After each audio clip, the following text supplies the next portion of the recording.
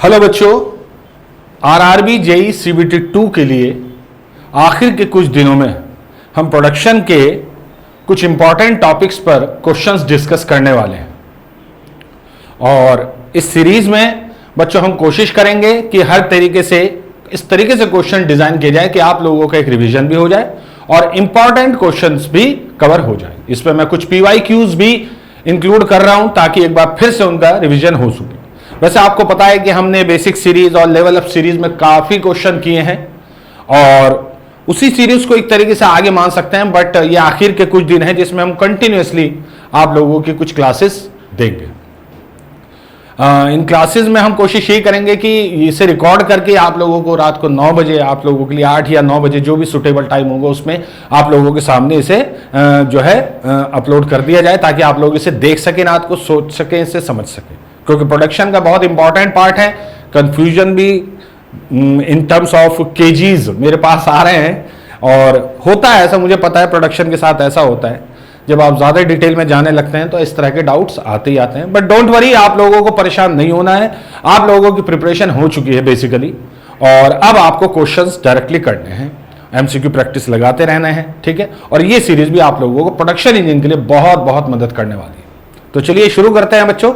और आज हम देखेंगे बच्चों मशीनिंग के कुछ क्वेश्चन और समझने की कोशिश करेंगे किस तरीके से इन क्वेश्चंस को करना है, इनको डिस्कस करते हुए चलेंगे हम, ठीक है। अभी मैं मशीनिंग लूंगा, बाद में बाकी और टॉपिक जो है हम ऑलरेडी यूट्यूब सीरीज में कवर कर चुके हैं, बट उनके भी अभी कुछ क्वेश्चंस हम ले लेंगे ताकि एक बार फिर से ब्रशअप हो जाए पूरी हमारी जो हमने मेमोराइज किया है, जो अच्छे से समझा है। और ठीक है, तो शुरू करते हैं। पहला क्वेश्चन देखते हैं बच्चों मशीनिंग का। A round bar is needed to be machine from a diameter of 50 to 40 mm। ध्यान से देखिएगा क्वेश्चन को, क्योंकि क्वेश्चन को समझना ही सबसे बड़ी इंपॉर्टेंट चीज होती है। एक राउंड बार है, यानी कि एक सर्कुलर रॉड है जिसका डायमीटर 50 से 40 mm होना है, 50 to 40 mm होना है बच्चों, याद रखिएगा, ठीक है। To do so one uses a depth of cut of 0.5 mm। अब ऐसा करने के लिए जो डेप्थ ऑफ कट है बच्चों 0.5 mm की आपकी क्या है बच्चों, ली गई है डेप्थ ऑफ कट, ठीक है। तो ये अगर इनिशियल डाया था DI तो ये फाइनल डाया होगा डेफिनेटली, ठीक है। और डेप्थ ऑफ कट जो है स्मॉल d ले लेता हूं मैं, ये तो कह रहा है कितने पासिस में ये हो जाएगा। देखिए 10 mm का फर्क आ रहा है, यानी कि अगर आप देखें बच्चों DI minus DF divided by, हाँ ठीक है, हाँ ये आपका डिवाइड करने की जरूरत नहीं है, ऐसे समझिए 10 mm का डायमीटर आपको रिड्यूस करना है, 10 mm का डायमीटर आप लोगों को रिड्यूस करना है। समझ में आ रही है बात बच्चों, ठीक है, 10 mm का। और इसमें करना क्या है आप लोगों को, इसमें सिंपली आपको डेप्थ ऑफ कट दी गई है। क्या दी गई है बच्चों, डेप्थ ऑफ कट, ठीक है। तो डेप्थ ऑफ कट होता क्या है, अगर फॉर्मूला देखें आप डेप्थ ऑफ कट का स्मॉल d होता क्या है बच्चों, वो होता है बच्चों इनिशियल डाया कितना है माइनस फाइनल डाया कितना है डिवाइडेड बाई 2। ये होती है डेप्थ ऑफ कट। याद रखना डेप्थ ऑफ कट डायमीटर पे ना देकर, मान लीजिए वर्कपीस है, इसके डायमीटर पर आप नहीं देते depth of cut cutting tool के साथ इस तरीके से, बल्कि इसकी अलोंग द एक एक्सिस के एक ही तरफ देते हैं, यानी कि रेडियस के अलोंग देंगे, इसलिए मैंने यहां डिवाइडेड बाई 2 किया। ओके, अब ये पूछा है नंबर ऑफ पासिस। देखिए क्या 10 mm एक डेप्थ ऑफ कट के बराबर है, नहीं ना, डेप्थ ऑफ कट कितनी है 0.5 mm। तो एक्चुअली ऐसा नहीं होता, वर्कपीस को यहां से यहां तक मशीन करने के लिए आपको कई बार करना पड़ सकता है। अगर बहुत ज्यादा थिकनेस ऑफ मटेरियल रिमूव करना है आपको तो नंबर ऑफ पासिस लगेंगे यहां से यहां तक के। तो नंबर ऑफ पासिस से नीचे डिवाइड कर देते हैं NP। तो बस अब आपको क्या निकालना है बच्चों, आपको निकालना है NP। DI की वैल्यू कितनी है बच्चों 50, DF की 40 divided by 2 into depth of cut कितनी है बच्चों, आप ले रहे हैं 0.5 mm। ये हो जाएगा बच्चों, तो आ जाएगा 10/2। स्टेप वाइज चलना है, जल्दबाजी करने की जरूरत नहीं है, क्वेश्चन समझ में आना चाहिए आप लोगों को बस, ठीक है। तो ये आ जाएगा बच्चों 5/0.5, ठीक है। ये इधर 0 गया 10। तो आपको नंबर ऑफ पासिस कितने चाहिए बच्चों, 10 नंबर ऑफ पासिस की आपको जरूरत पड़ेगी, जो कि आप लोगों को इतनी थिकनेस का मटेरियल रिमूव, 10 mm की थिकनेस का मटेरियल रिमूव करने में जरूरत पड़ेगी। कॉन्सेप्ट समझने की जरूरत है बेटा, रटने की जरूरत नहीं है, बहुत आसान है, किस तरीके से मैंने आपको बता दिया है, ठीक है, तो एक इस तरह का क्वेश्चन आ सकता है। यहां से आपको कई कॉन्सेप्ट क्लियर होंगे, आपको पता भी नहीं, लेकिन ध्यान से इसको एक बार फिर से रिपीट करके देखिएगा। ठीक है, अगला question, to make a hole in 10 mm plate, 10 mm की प्लेट है बच्चों, उसमें होल बनाना है ड्रिलिंग ऑपरेशन की मदद से with an over travel of 5 mm and approach of 5 mm। यानी कि ये 10 mm की प्लेट है बच्चों, इस तरीके से ये, ठीक है, तो इस पर ड्रिल बिट यहां पर है इस तरीके से ये, तो ये जो डिस्टेंस है बच्चों, ये कहलाती है ओवर ट्रेवल। क्या कहलाती है बच्चों? ये ओटी, ओवर ट्रेवल। तो ओटी कितनी है बच्चों आपकी? 5 mm, 5 mm है बच्चों। और sorry, I am sorry, OT नहीं, अप्रोच, दिस इज अप्रोच, ये अप्रोच है बच्चों, याद रखिएगा, this is approach, I am sorry, ये अप्रोच है। अप्रोच भी कितनी दी है बच्चों? 5 mm, ये अप्रोच है। ओटी कहते हैं बच्चों ओवर ट्रेवल, कितना आपको आगे तक ले जाना है। तो मान लीजिए ड्रिल बिट आपको आगे तक, जो जहां तक भी ले जाना, आई डोंट नो, ठीक है, कहां तक जाएगा वो, बट आप एक आइडिया ले लेंगे इस तरीके से। ये आपकी बच्चों कितनी हो जाएगी? ये ओटी हो जाएगी, ओटी, ओवर ट्रेवल, कितना mm का? 5 mm का। तो जितनी डिस्टेंस से प्लेट के ऊपर ड्रिल बिट प्लेट की तरफ रोटेट करता हुआ अप्रोच करता है, उसे अप्रोच कहते हैं। ये देखिएगा, यहां पर आपको ड्रिल बिट को सेट करके रोटेट करना स्टार्ट कर दें, तब नीचे लाना है, तो एक्स्ट्रा उसे 5 mm चलना पड़ेगा। और फिर इसे पार, अब अगर आपको थ्रू होल बनाना है, थ्रू होल का मतलब होता है आर पार, अगर आपको थ्रू होल बनाना है तो 5 mm आपको एक्स्ट्रा ट्रेवल कराना पड़ेगा। किसका? ड्रिल बिट का।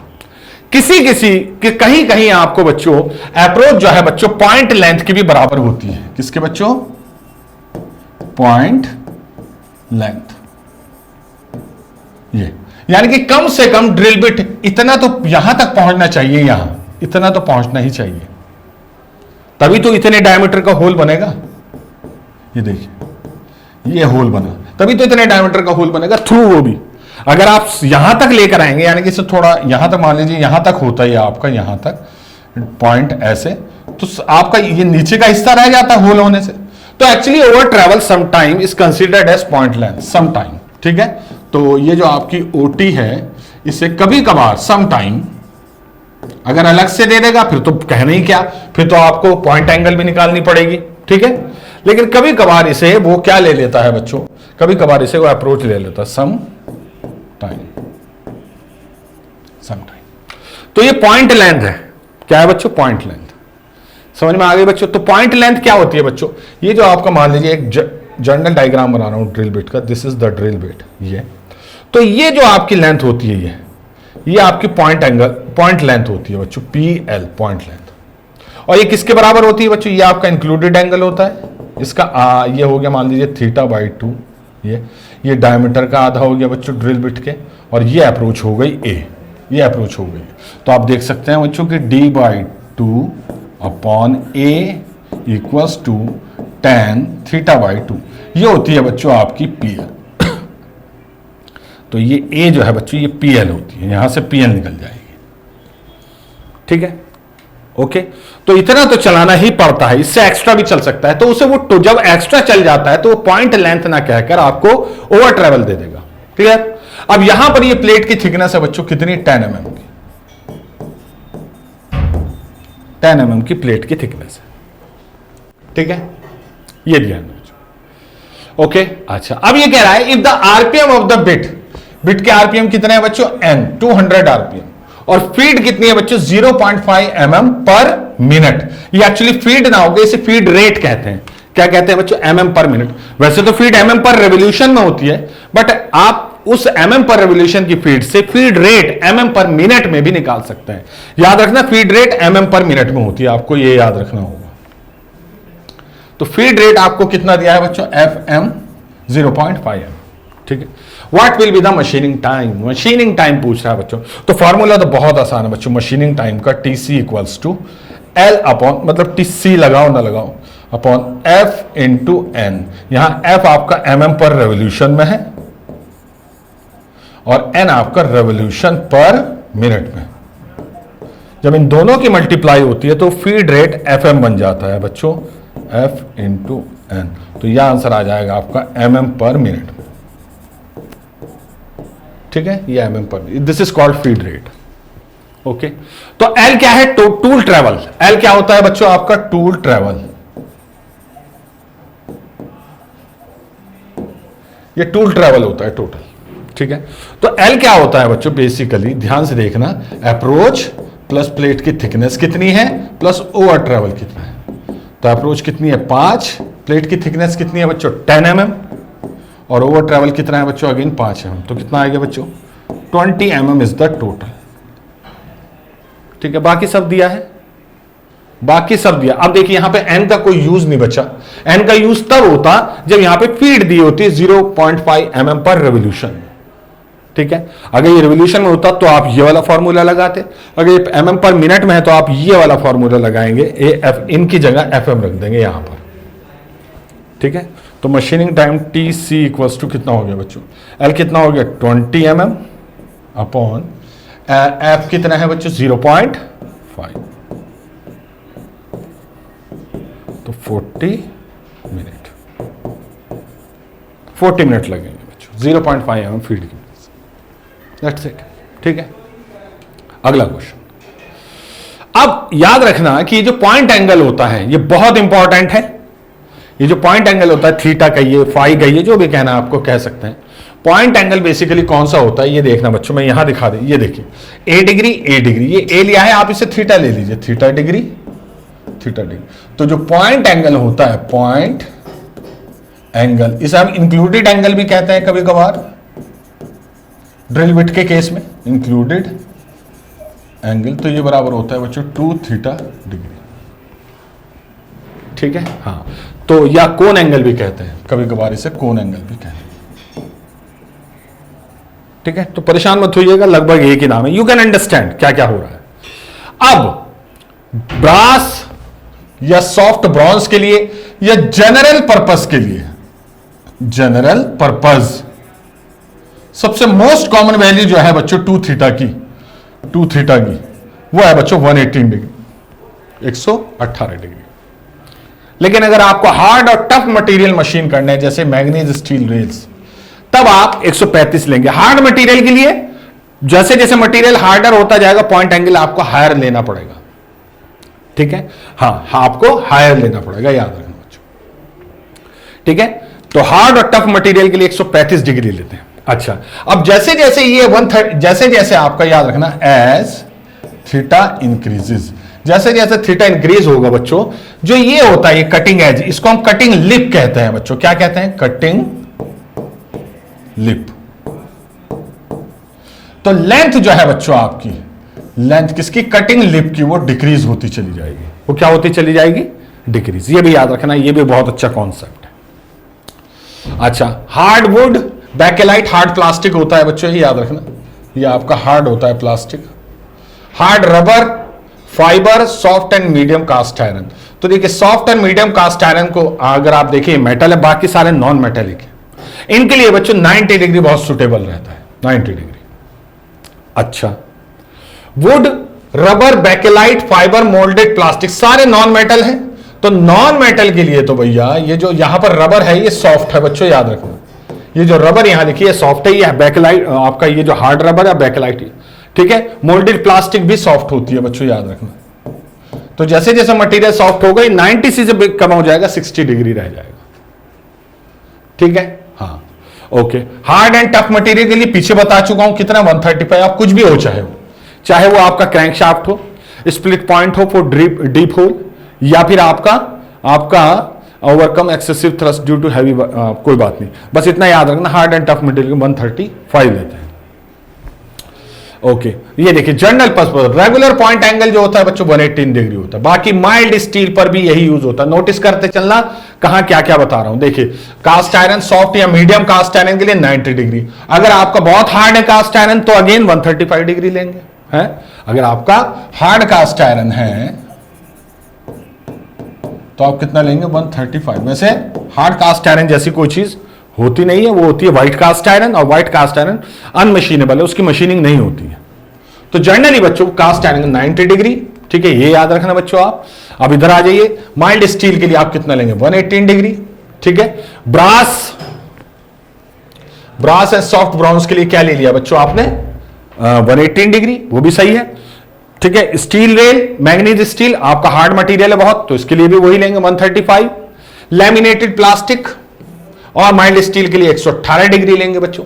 अब देखिए एल्यूमिनियम, एल्यूमिनियम सॉफ्ट ही होता है तो लिखने की जरूरत नहीं थी बच्चों। इसके अलावा मैग्नीशियम, कॉपर या मीडियम टू हार्ड ब्रास जो होता है बच्चों वो 100 डिग्री ले लेते हैं। ठीक है, तो आप इसे रहने देना, इसे रहने देना क्योंकि इसके लिए 118 डिग्री चल जाएगा। आपको याद रखना aluminium, magnesium, copper soft material 100 degree, very soft actually, very soft. Heat treated steel जो होती है बच्चों, ड्रॉप फॉर्जिंग के जो कंपोनेंट होता है, कनेक्टिंग रॉड जो होती है उसके लिए 125 डिग्री, 125 डिग्री। ये डेटा आप लोगों की उंगलियों पर होना चाहिए। वैसे एग्जाम में आज तक 118 डिग्री या 135 डिग्री या आपका प्लास्टिक के लिए पूछा गया है। तो प्लास्टिक में वहां पर क्या दिया था, 60 डिग्री ना देके 90 डिग्री दिया था। तो आप देख रहे हैं इसमें भी प्लास्टिक है, हार्ड प्लास्टिक। ये हार्ड प्लास्टिक है बेकेलाइट, और ये सॉफ्ट प्लास्टिक होती है बच्चों आपकी मोल्डेड प्लास्टिक। तो अगर वो लिखता है सॉफ्ट प्लास्टिक के लिए तो ये हार्ड के लिए, ये अगर सिर्फ प्लास्टिक के लिए लिखता है और ऑप्शन में आपका 90 डिग्री ही देगा वो, डोंट वरी। तो 90 डिग्री पर आप लोग क्लिक करेंगे, टिक करेंगे। चलिए ये तो हो गया बच्चों आपका पॉइंट एंगल के बारे में, मैंने आपको एक वो दे दी। In which material chip formation will be because of yielding, yielding की मदद से चिप फॉर्मेशन किस मटेरियल में बनती है? देखिए दो ही तरीके हैं चिप फॉर्मेशन के, पहला या तो यील्डिंग के तरीके से है, दूसरा fracture, brittle fracture.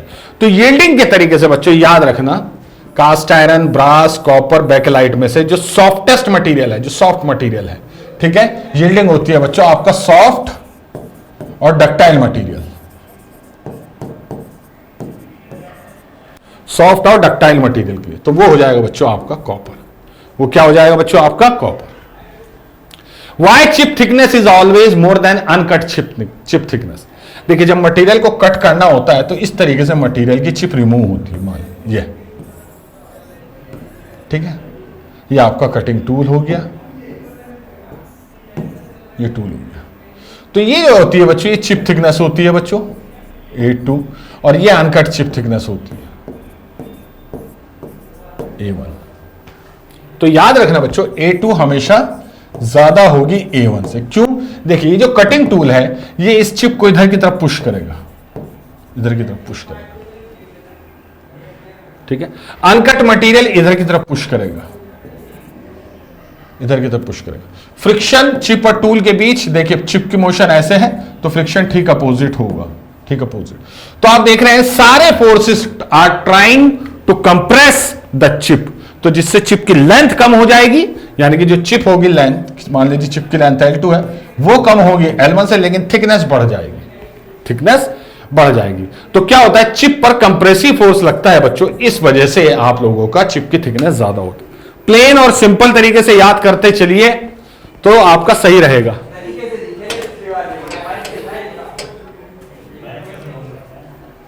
Okay,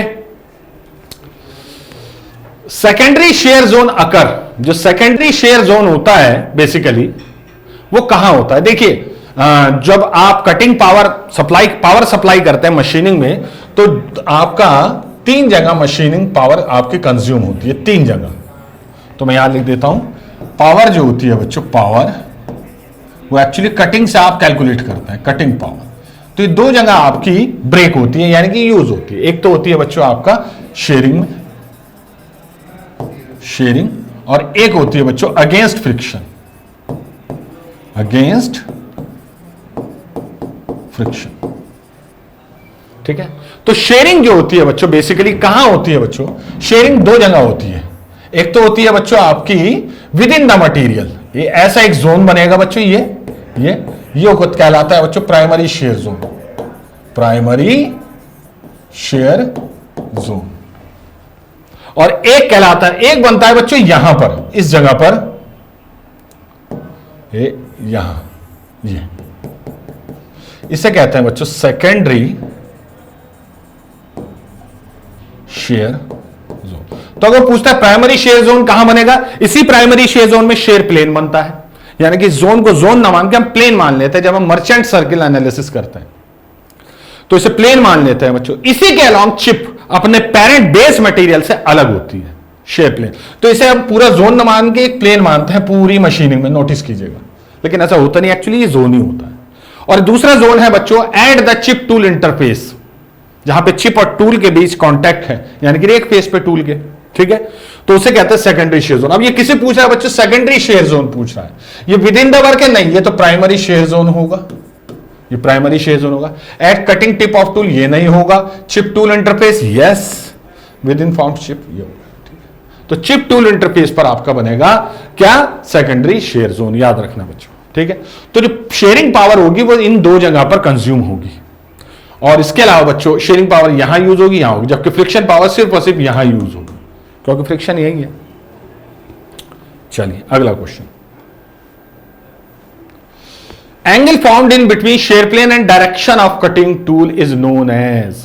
share plane कहां पर होता है बच्चों? आप लोगों को पता है शेयर प्लेन कहां होता है बच्चों? Okay, this is the shear plane, ठीक है, this is the shear plane, ये शेयर प्लेन होता है बच्चों। And the direction of cutting tool, direction of cutting भी कह सकते हैं, कटिंग टूल भी, इस दोनों की सेम ही होगी एक्चुअली। कटिंग टूल देखिए ऐसे रहेगा आप लोगों का इस तरीके से, तो कटिंग टूल एक्चुअली इस डायरेक्शन में आगे बढ़ता है, BC। ये कटिंग वेलोसिटी की भी डायरेक्शन होती है और डायरेक्शन ऑफ कटिंग टूल भी यही है विद रिस्पेक्ट टू वर्क। तो ये कह रहे हैं इन दोनों के बीच जो एंगल बनेगा, कौन सा एंगल बनेगा? ये वाला, ये वाला। इसे क्या कहते हैं बच्चों? इसे कहते हैं शेयर एंगल। क्या कहते हैं बच्चों? इसे शेयर एंगल इसको कहा जाता है, ठीक है, शेयर एंगल कहा जाता है। अब यहां पर मैं आप लोगों को एंगल्स की डेफिनेशन दे रहा हूं ताकि उसमें कंफ्यूजन ना हो, काफी बच्चों का कंफ्यूजन रहता है।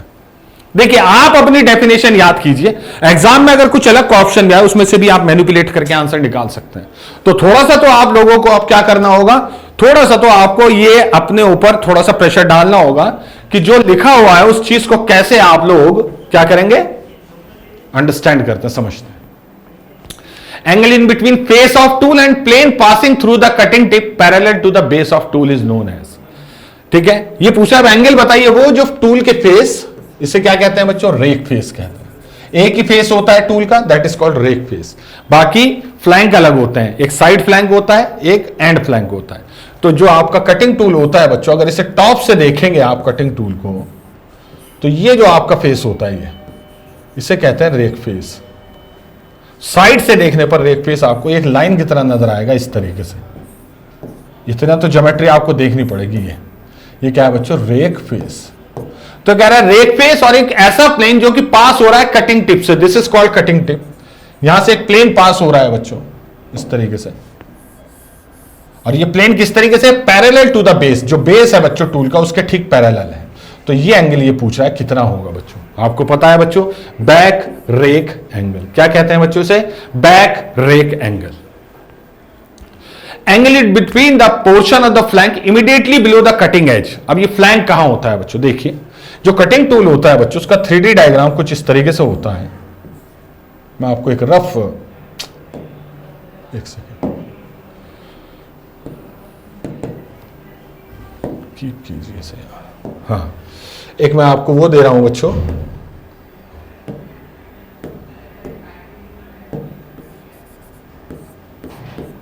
अच्छा ये हटेगा नहीं अब, चलिए ओके।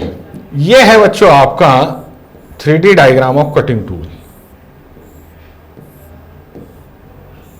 समझिएगा इस चीज को, ठीक है। ये तो शैंक हो गया है, दिस इज शैंक। अब एक लाइन यहां, एक लाइन यहां, इसे आगे बढ़ाइए, ऐसे लाइए और इसे ऐसे ले जाइए, ठीक है, और इसे ऐसे ले जाइए। ये हो गया कटिंग पोर्शन आगे का। तो ये जो टॉप पे दिख रहा है आपको, ये वाला surface, this is rake surface, ठीक है। अब ये पूछ रहा है फ्लैंक। देखिए दो फ्लैंक होते हैं, एक तो ये वाला फ्लैंक होता है बच्चों, ये वाला, एक तो होता है आपका ये वाला फ्लैंक, और एक होता है ये वाला फ्लैंक। इसको कहते हैं एंड फ्लैंक, एंड फ्लैंक, और इसको कहते हैं बच्चों साइड फ्लैंक।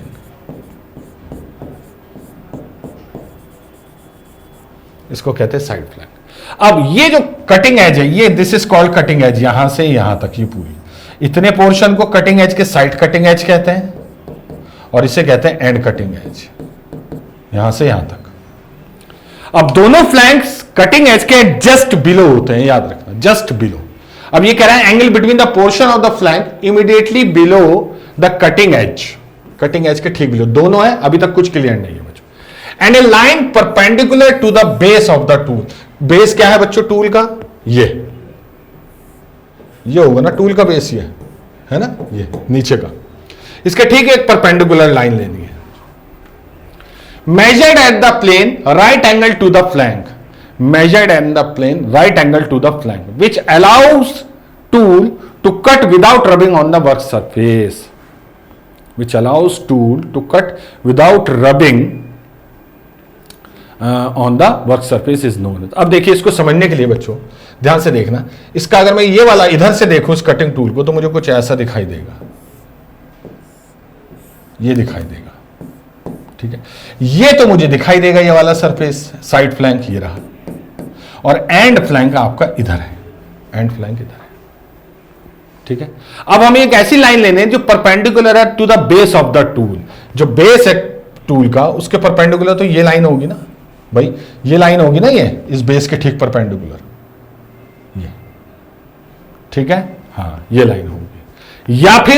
या फिर बच्चों अगर मैं इसे इधर से देखूंगा कटिंग टूल को तो ये मुझे कुछ ऐसा दिखाई देगा, पहले शैंक दिखाई देगा, फिर मुझे ये इस तरीके से कटिंग टिप दिखाई देगी, इधर से देख रहा हूं, इधर से देख रहा हूं बच्चों, ठीक है। तो एक आपका क्या होगा बच्चों, ये जो लाइन है ये वाली, ये भी तो इसके ठीक परपेंडिकुलर है, ये भी इसके ठीक परपेंडिकुलर है, करेक्ट। तो एक एंगल ये होगा बच्चों, एक एंगल ये होगा, समझ में आई बात बच्चों बात, ठीक है, ओके। अब दोनों में फर्क देखना, इसे तो कहते हैं एंड रिलीफ एंगल गामा ई, इसे कहते हैं बच्चों side relief angle gamma S.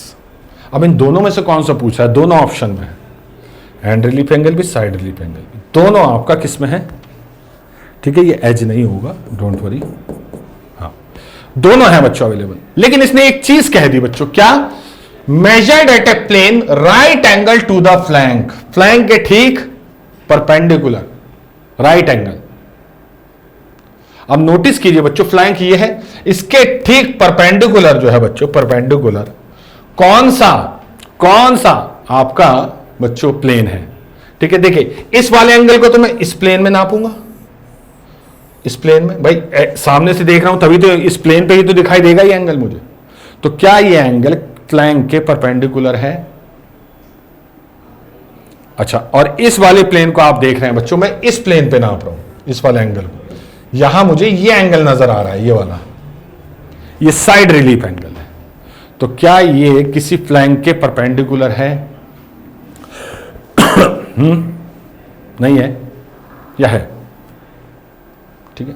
Flank के परपेंडिकुलर का क्या मतलब हुआ, फ्लैंक के परपेंडिकुलर का मतलब क्या हुआ, एक तो ये वाला प्लेन है, ये वाला जिस पर मेजर किया जाएगा, बिल्कुल ये वाला, क्या ये प्लेन जो है बच्चों ये वाला किसी के परपेंडिकुलर है, और एक ये वाला प्लेन है ये वाला, क्या ये किसी के परपेंडिकुलर है। तो लैंग्वेज इस तरीके से आपको मैनिपुलेट करेगी, लैंग्वेज आपको इस तरीके से मैनिपुलेट करेगी बच्चों, याद रखना। और यही गड़बड़ करते हैं बच्चों, यही गड़बड़ होती है, याद रखना बच्चों ये बात, ठीक है, ओके। तो अब ध्यान से देखना बच्चों, ये डेफिनेशन मैंने लिख दी है, इसको याद कर लीजिए आप, क्योंकि अब इतना टाइम तो है नहीं, समझा, ध्यान से देखना।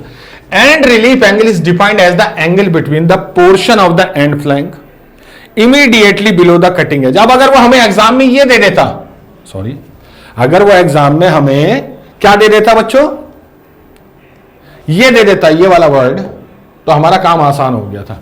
And flank immediately below the cutting edge and a line perpendicular to the base of the tool measured at right angle to the flank which is known as end relief angle, end relief angle। अब यहां देखिए side rake angle is the angle between the portion of the side flank immediately below the side edge and a line perpendicular to the base of the tool measured at right angle to the side। याद रखना जब measured to the right angle to the side होगा तो वो तो होगा side relief angle, जब होगा बच्चों perpendicular to the base of the tool measured at right angle to the flank, तो वो हमेशा एंड फ्लैंक होगा। इन वर्ड्स पे आपको ध्यान देना है, इन वर्ड्स पे आपको ध्यान देना ही होगा कि कौन से प्लेन पर मेजर किया जा रहा है, तभी रिलीफ एंगल साइड है या एंड है तभी पता चलता है। अगर उसने कहा right angle to the side तो साइड रिलीफ, लेकिन अगर उन्होंने कहा right angle to the flank तो वो हमेशा एंड रिलीफ एंगल होगा। याद रखना बच्चों, क्या होगा? And relief angle. ठीक है, एंड रिलीफ एंगल। ये साइड के ठीक परपेंडिकुलर है इस साइड के, ये वाला जो प्लेन है, ये वाला जो प्लेन है मेरा हाथ, ये इस साइड को, इस साइड कटिंग एज को ऐसे परपेंडिकुलरली कट कर रहा है, माना जाता है, होता नहीं माना जाता है। तो ये अगर आपको लैंग्वेज दोनों याद है तो आपका क्वेश्चन कभी गलत नहीं होगा। तो आपको ध्यान रखना है, देखो एक तो क्वेश्चन में ये देना चाहिए एंड फ्लैंक है या angle between the portion of the side flank immediately below the side edge. एक साइड एज है, एक एंड है, दोनों में फर्क है या नहीं? ठीक है, हाँ दोनों में फर्क है या नहीं? बिल्कुल है, लेकिन उसमें पता होगा एक में साइड फ्लैंक होगा एक में एंड फ्लैंक होगा, तभी आपको पता चलेगा। लेकिन बस आपको यह याद रखना perpendicular to the base of the tool and measured at right angle to the flank. और यहां पर क्या होगा बच्चों? Perpendicular to the base of the tool measured at right angle to the side. ये साइड और ये आपका फ्लैंक, ये आपको याद रखना है, यहीं से आप लोग इसे डिफरेंशिएट कर सकते हैं। समझ में आ गई बच्चों बात? और भी एंगल की दी है मैंने, जैसे बैक रेक एंगल की दी है बच्चों, बैक रेक एंगल की दी है बच्चों, ठीक है, इसे भी आपको पढ़ना है। साइड रेक एंगल की दी है बच्चों, इसे भी आपको ध्यान से पढ़ना है। ध्यान से पढ़ना है, रटना नहीं है, पढ़ना है, पहचान होनी चाहिए बस कौन सी एंगल की बात हो रही है। Okay, and cutting edge angle का भी दिया है बच्चों, इन्हें पढ़ लेना, इसके क्वेश्चन में डालूंगा आने वाली क्लासेस में। ऐसा नहीं है कि आज ही आखिरी क्लास है या बस आज ही करा दूंगा सारा।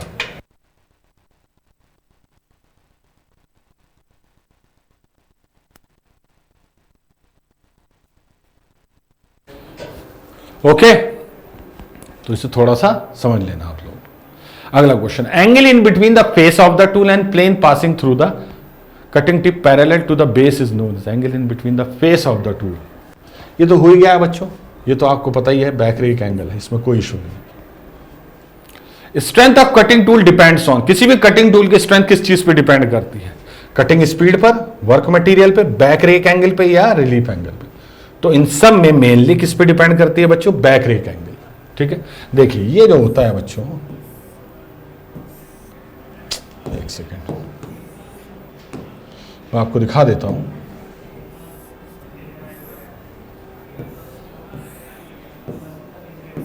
ये देखिए, ये होता है फेस, रेक फेस, ऊपर से देखने पे दिखेगा, अभी तो लाइन दिखाई देगा। ठीक है, तो इसके ये जो एंगल होता है बच्चों, ये कहलाता है बैक रेक एंगल।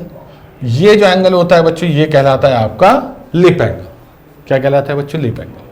ठीक है, और ये जो एंगल होता है बच्चों, ये होता है एंड रिलीफ एंगल। ये तीन एंगल यहां से दिखते हैं हमें, ये टूल सिग्नेचर में नहीं होता, ये दोनों होते हैं। तो जैसे जैसे अल्फा बी बढ़ेगा, ये नीचे आएगा इस तरीके से, तो आप देखेंगे डेल्टा घटेगा।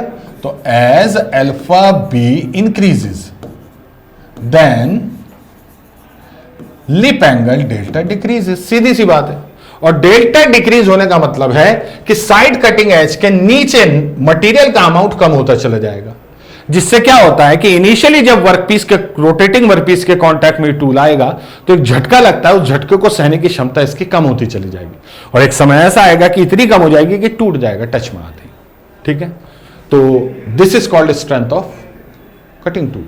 तो जैसे जैसे अल्फा बी बढ़ रहा है, डेल्टा घट रहा है, तो आप देख रहे हैं स्ट्रेंथ मैनिपुलेट हो रही है।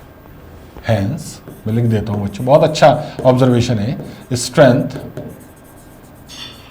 किसकी बच्चों? टूल की decreases. Function of rake angle is are और आर इन कटिंग टूल, बहुत अच्छा क्वेश्चन है। यहां से रेक एंगल के आपको फंक्शन पता चलेंगे। तो क्या रेक एंगल चिप फ्लो में आसानी देता है? बिल्कुल देता है। क्यों नहीं देता? बिल्कुल देता है बच्चों। क्लियरेंस देता है against elastic recovery of material? नहीं, ये तो रिलीफ एंगल देगा। ये कौन देगा बच्चों? Relief angle. ये रिलीफ एंगल का काम है, तो ये नहीं है फंक्शन।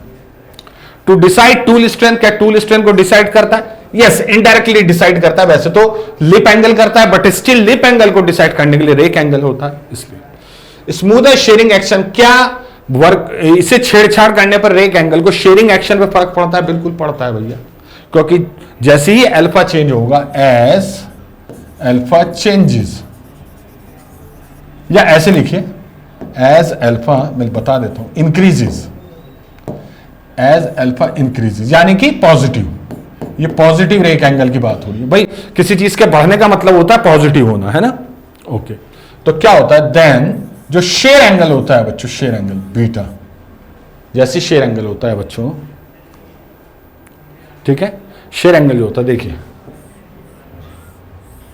एक कटिंग टूल लिए, एक कटिंग टूल लिए, पता लग रहा होगा आपको कि यहां पर अल्फा भी कितना है, यहां पर अल्फा भी कितना है, ठीक है। ये वर्क पीस, ये वर्क पीस, ठीक है, यहां पे चिप ये, ठीक है, तो शेयर एंगल आपका ऐसे आएगा, और यहां पे चिप ये, शेयर एंगल आपका ऐसे आएगा। तो नोटिस कर लेना बच्चों, मैं ज्योमेट्री इतनी अच्छी नहीं बना पाया, कि जैसे अल्फा इंक्रीज होता है बीटा भी आपका इंक्रीज होता है, और इससे क्या होता है बच्चों, इससे आपका शेयरिंग एक्शन आसान हो जाता है, यानी कि मटेरियल को कट करना आसान हो जाता है। तो इसका आंसर हो जाएगा 1, 3 एंड 4, 1, 3 एंड 4।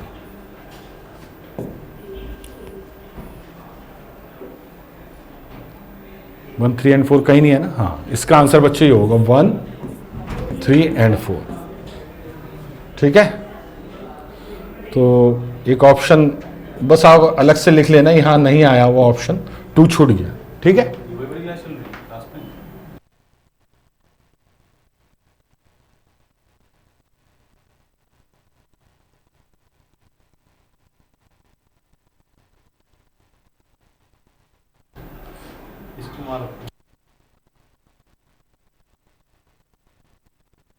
ओके, अगला क्वेश्चन, अच्छा क्वेश्चन था, बहुत important. Function of rake angle, एक सेकंड, ये तो वही क्वेश्चन है। Rake angle does not affect, rake angle से किस चीज पर फर्क नहीं पड़ता है? चिप फ्लो पर, एमआरआर पर, कटिंग फोर्स पर, सरफेस फिनिश पर, टूल लाइफ पर, हीट जनरेशन पर, ठीक है। डज नॉट अफेक्ट, ये डज कर दो बेटा, डज अफेक्ट्स। रेक एंगल किस चीज पर फर्क डालता है बच्चों? चिप फ्लो आसान करता है, एमआरआर को इंक्रीज और डिक्रीज कर सकता है, इसमें कोई इशू नहीं है बच्चों, एमआरआर को इंक्रीज और डिक्रीज कर सकता है बच्चों, ठीक है। याद रखना कि पॉजिटिव जो आपका रेक होता है बच्चों, पॉजिटिव रेक एंगल जो होता है बच्चों आपका, जो पॉजिटिव रेक एंगल होता है बच्चों आपका, उसमें क्या होता है बच्चों कि पॉजिटिव रेक एंगल से हायर एमआरआर मिलता है बच्चों, हायर एमआरआर। क्यों? क्योंकि शेयरिंग एक्शन आपका अच्छा होता है। अभी पीछे वाले क्वेश्चन में हमने देखा, यहीं पर देखा, ये था, ये था, ये था, है ना? तो शेयरिंग एक्शन जब अच्छा होगा तो एमआरआर भी अच्छा होगा बच्चों। कटिंग फोर्स पे फर्क पड़ता है, बिल्कुल। पॉजिटिव के केस में लेस कटिंग फोर्स की जरूरत होती है, लेस कटिंग फोर्स। फिनिश कैसी मिलती है? अच्छी मिलती है, बहुत अच्छी, इंपॉर्टेंट पैरामीटर है सरफेस फिनिश में। पॉजिटिव जो रेक होता है बच्चों, हायर सरफेस फिनिश देता है, हायर सरफेस फिनिश, ठीक है। टूल लाइफ पे फर्क पड़ता है, अभी देखा हमने, अब वो घटेगी बढ़ेगी डजंट मैटर, है ना? हाँ, तो पॉजिटिव रेक जो होता है बच्चों, उसकी लो टूल लाइफ होती है, लो टूल लाइफ, है ना। हीट जनरेशन आपका कम होता है, तो पॉजिटिव रेक एंगल से low heat generation, low heat generation, ठीक है। चिप फ्लो आपका पॉजिटिव के साथ कैसा होता है बच्चों? ईज्ड, ठीक है। तो सभी पे फर्क पड़ रहा है, तो डी ऑप्शन हो जाएगा, D correct. Characteristics of negative rake angle, हमने नेगेटिव रेक एंगल जब दिया जाता है किसी को, देखिए पॉजिटिव रेक एंगल कैसा दिखता है, वो तो कुछ ऐसा दिखता है, ये है। नेगेटिव रेक एंगल कुछ ऐसा दिखता है, ऐसा, ये नेगेटिव है, ये पॉजिटिव। तो पॉजिटिव में ठीक उल्टा हो जाएगा नेगेटिव का। कटिंग पॉजिटिव रेक एंगल की टूल स्ट्रेंथ कम होती है, इसकी ज्यादा होगी, हायर है, यस। अब जब स्ट्रेंथ ज्यादा है तो टूल लाइफ ऑब्वियस है अच्छी होगी, बिल्कुल होगी, हायर टूल लाइफ, ठीक है, क्योंकि इसमें जो चिप होती है बच्चों, चिप वो इधर की तरफ फोर्स लगाती है, इसमें जो चिप होती है बच्चों वो इधर की तरफ फोर्स लगाती है, तो टूल के फेलियर होने के चांसेस इसमें कम। Lower cutting force and power consumption, नहीं, lower cutting force and power consumption नहीं, याद रखना बच्चों, नेगेटिव रेक एंगल के साथ पावर कंजम्पशन भी बढ़ेगा, कटिंग फोर्स भी बढ़ेगा, ठीक है। Higher cutting force and cutting power, PC, आप पूरा लिखना, ये कभी शॉर्ट में लिखते चले जाओ, ठीक है। ओके, हायर कटिंग स्पीड, बिल्कुल सही बात है बच्चों, हायर कटिंग स्पीड आप प्रोवाइड कराते हैं। ये लो स्पीड के लिए, लो स्पीड मशीनिंग के लिए यूज होता है, लो स्पीड मशीनिंग, ये भी क्वेश्चन आया हुआ है, ठीक है। और ये आपका हाई स्पीड मशीनिंग के लिए यूज होता है। देखिए सेरामिक, कार्बाइड, डायमंड, इन सबको नेगेटिव बनाया जाता है क्योंकि बहुत हाई स्पीड पे यूज होता है। अब हाई स्पीड पे जो कम स्ट्रेंथ वाला कटिंग टूल है वो तो जल्दी फेल हो जाएगा ना, टूटने के चांस होंगे, तो इसलिए इसे यूज करता है। लोअर फ्रिक्शन नहीं, हायर फ्रिक्शन, फ्रिक्शन इस केस में क्या होगा बच्चों, हायर होगा, higher friction, higher friction, higher friction होगा, क्लियर। हाँ, ये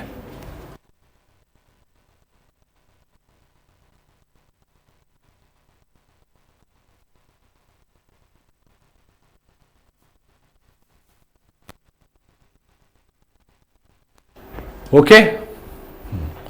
तो कौन कौन से हो गए बच्चों, 1, 2 and 4, 1, 2 and 4, C option will be the correct answer.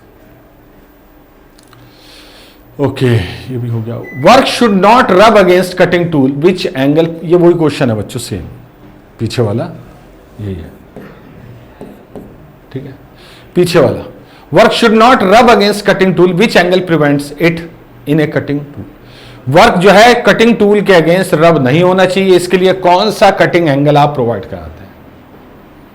देखिए जहां पे भी रबिंग बचानी हो, फ्रिक्शन वियर घटाना हो, तो भैया रिलीफ एंगल आपका बहुत इंपॉर्टेंट हो जाता है। एंड रिलीफ एंगल हो चाहे साइड रिलीफ एंगल हो, ठीक है। वैसे एंड रिलीफ एंगल जो होता है वो होता है, देखिए ऐसा होता है ना, कटिंग वर्क पीस ऐसा होता है, देखिए ध्यान से,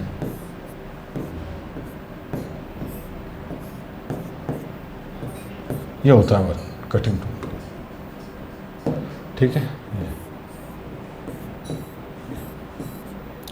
तो ये जो, अब देखिए ये तो होता है बच्चों आपका साइड कटिंग,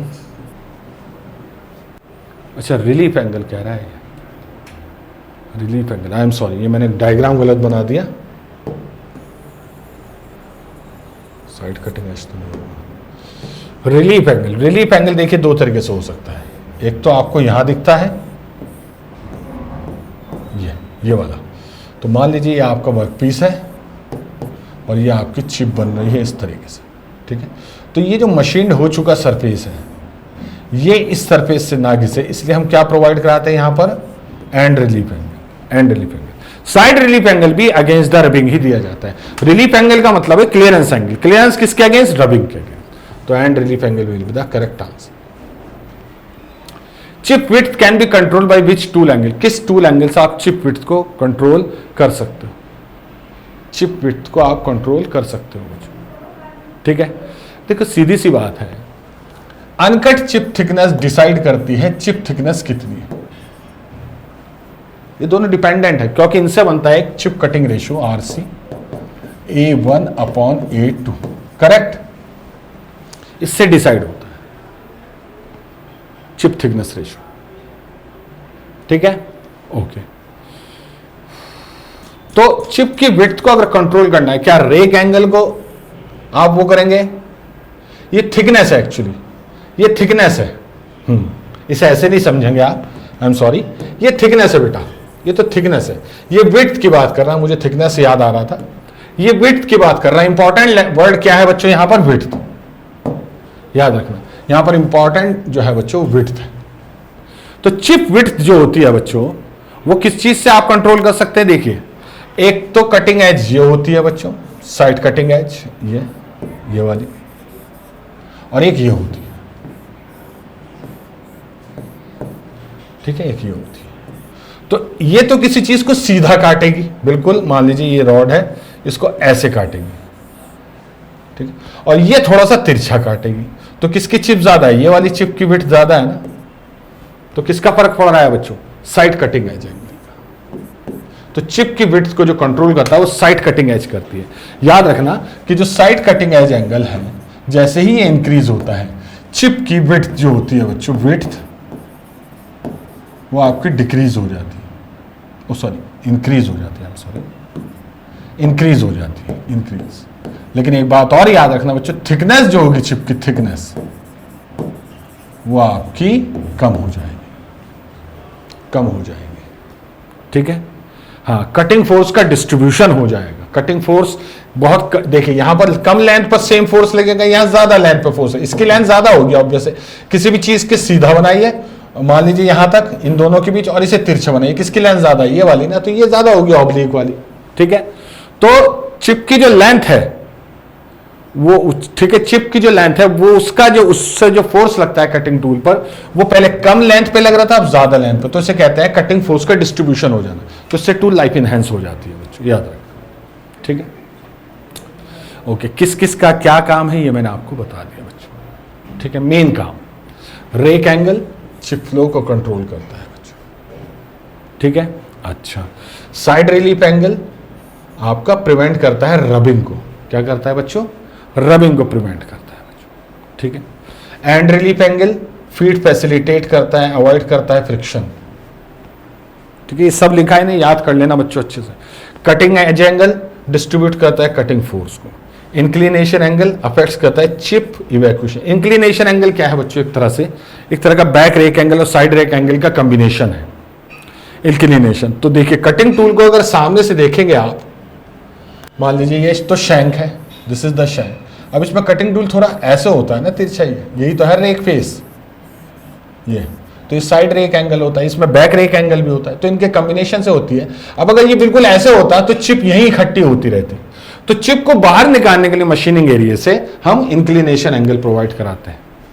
ठीक है, तो ये देखिए मैंने टेबल की फॉर्म में आपको दे दिया, इसे ध्यान से अच्छे से पढ़ लीजिएगा। ठीक है, क्या क्या काम है? ये मेन, ये side rubbing, side relief angle से क्लियरेंस इंश्योर करेगा, एंड रिलीफ एंगल से फीड अच्छे से दी जाएगी और बॉटम फ्रिक्शन कम होगा। कटिंग एज एंगल से क्या होता है बच्चों? कटिंग फोर्स को डिस्ट्रीब्यूट करता है बच्चों, और बल्कि एंड कटिंग एज जो एंगल होता है वो भी मशीन सरफेस पे रब होने से बचाता है वर्क पीस को। ठीक है, मतलब ये जो होता है ना बच्चों, ये एंड, तो मान लीजिए अगर वर्क पीस ये वाला एंगल, ये वाला एंगल, ये भी वर्क पीस से बचाता है रब होने से। वर्क पीस मान लीजिए ये होता है और ये जीरो होता है, यानी कि ये लाइन यहां होती तो रब करता है या नहीं, तो ये रबिंग को भी अवॉइड करता है, एंड रिलीफ एंगल। ठीक है, sorry, and cutting edge angle, and cutting edge angle. ठीक है, ओके, इंक्लिनेशन चिप को आसानी से निकालता है बच्चों। ठीक है, which function is not provided by any cutting edge angle? कौन सा ऐसा फंक्शन है जो प्रोवाइड नहीं कराया जाता कटिंग एज एंगल से? रबिंग प्रिवेंट करता है, बिल्कुल करता है, एंड वाला करता है, and cutting edge angle. Distribute cutting force दोनों करते हैं, साइड भी और एंड भी। प्रोवाइड पेनिट्रेशन, बिल्कुल, ठीक है, हाँ, स्पेशली एंड पेनिट्रेशन प्रोवाइड करता है। Enhance tool life both, and भी और साइड। ठीक है, तो क्या हो जाएगा बच्चों? फंक्शन इज नॉट कह रहा है तो नन ऑफ द अबव सारे फंक्शन है बच्चों, ये cutting edge, side cutting edge tool का और एंड कटिंग एज टूल के, ये सिंपली कटिंग एज टूल। ठीक है, समझ में आ गया बच्चों? ठीक। For optimum tool life back rake angle should be in the range of. Optimum tool life के लिए जो बैक रेक एंगल है उसकी, ठीक है, कितनी रेंज होनी चाहिए बच्चों? याद रखना 10 से 20, ये डेटा याद रखना, 10 से 20 डिग्री जो है बच्चों आपकी होनी चाहिए। अब इसमें 10 से 20 डिग्री पर क्या होगा कि टूल लाइफ ऑप्टिमम मिलेगी बच्चों, याद रखना। जरूरी नहीं कि ईज ऑफ चिप भी मिले बहुत अच्छी, स्ट्रेंथ ऑफ टूल भी मिले, तो एक ऑप्टिमम चूज करते हैं, क्योंकि ऐसा होता है अगर आप चिप फ्लो को आसान बनाना चाह रहे हैं और positive cutting, positive back rake angle बढ़ाते जा रहे हैं तो टूल की स्ट्रेंथ कम हो जाएगी। तो एक ऐसा टूल चूज करो जिससे स्ट्रेंथ पे भी बहुत फर्क ना पड़े और चिप फ्लो भी आसानी से। समझ में आ गई बच्चों बात? Which of the following is the primary consideration for determining the optimum back rack angle. Back rack angle आपको सेलेक्ट करना है किसी कटिंग टूल के लिए, तो कौन कौन सी चीजें इंपॉर्टेंट हैं जब आप उसे सेलेक्ट कर रहे होंगे? वर्कपीस मटेरियल है, यस है। कटिंग टूल मटेरियल है, यस है। टाइप ऑफ मशीनिंग ऑपरेशन, कौन सा मशीनिंग ऑपरेशन है, यस है। तो all of the above, all of the above will be the correct answer. ठीक है, all of the above will be the correct answer. ठीक है, चलिए आज इतना ही। इन क्वेश्चंस को देखना ध्यान से अच्छे से, और इन क्वेश्चंस को मैं अपलोड भी करा दूंगा आप लोगों का, ठीक है, ताकि आप लोग इन्हें अच्छे से एक बार पढ़ भी लें। ठीक है, तो अभी एक क्लास, ये एक और क्लास लूंगा मैं ज्योमेट्री पे। अभी चलेंगे हम, 10-11 दिन है हमारे पास, तो मैं कोशिश करूंगा लगभग सभी टॉपिक कवर हो जाए हमारे इस बीच। ठीक है, चलिए, थैंक यू वेरी मच।